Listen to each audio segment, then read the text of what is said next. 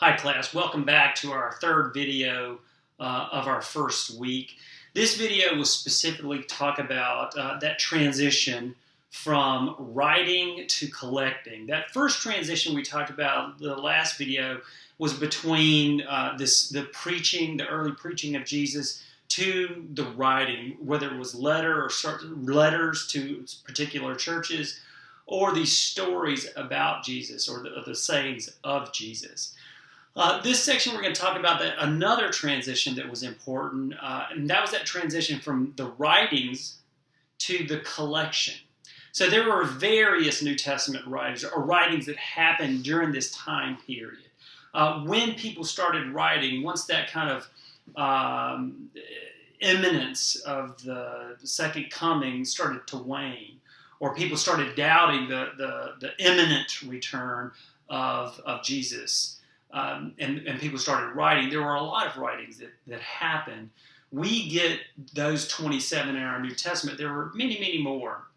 Specifically in early Christianity, there were a couple of writings that were very important in some areas and weren't quite as important in other areas. Specifically, the epistle of Barnabas and things like that circulated heavy in the East, but not so much in the West. The Shepherd of Hermas was another one of these writings. The Didache was another writing that was very influential in early Christianity, but was not taken into the New Testament.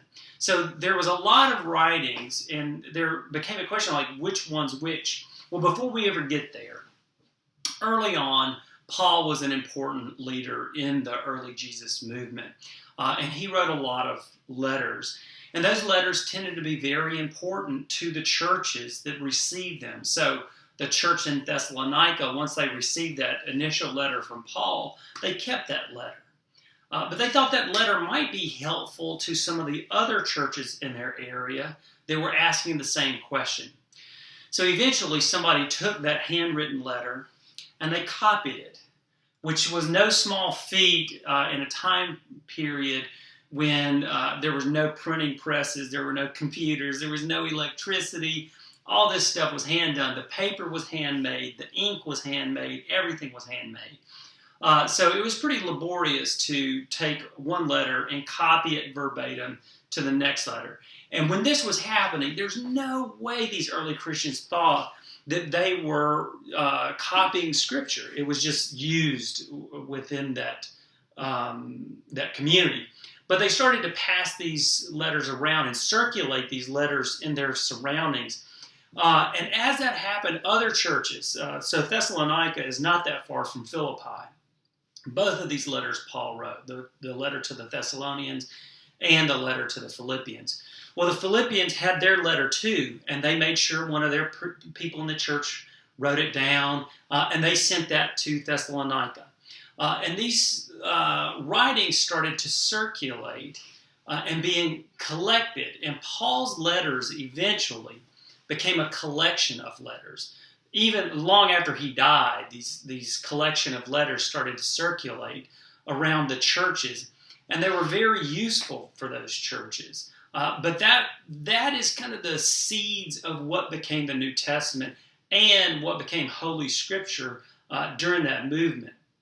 But there is a transition from just writing and then a congregation receiving that letter and then them copying that letter and sending it to other churches.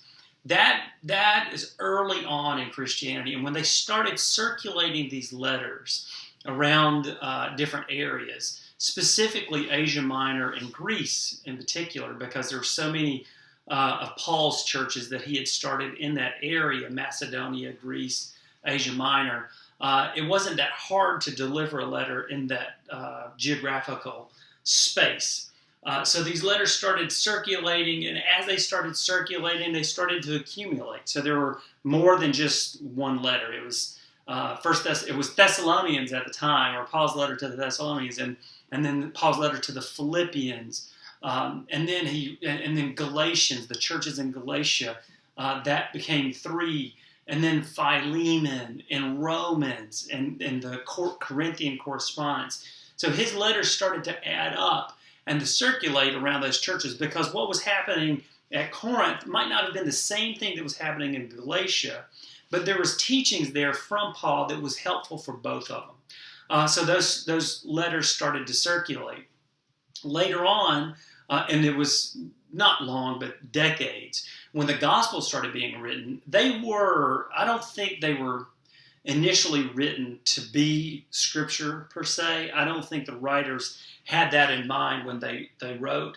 But they did attempt to do this, to get the story right and then circulate that story among other churches. And that's kind of how these writings tended to be compiled into what is called the Canon of Scripture. A canon is a list of books that are in the New Testament.